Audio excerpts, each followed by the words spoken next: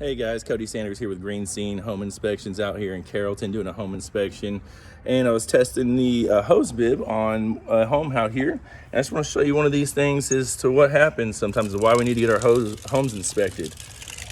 As you can see, it is coming out just fine, but over time, there is a small leak back inside there. I know it's kind of hard to see with the phone like that, but it is leaking right back through here, just enough.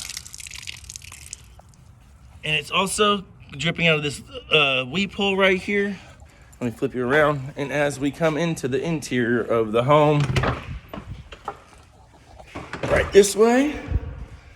Sorry, it is dark in here. Let me just kick on a light here.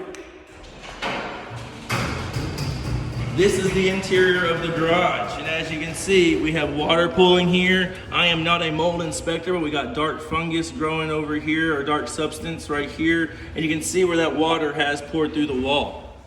This is why we get our home inspected, guys. Call Green Scene.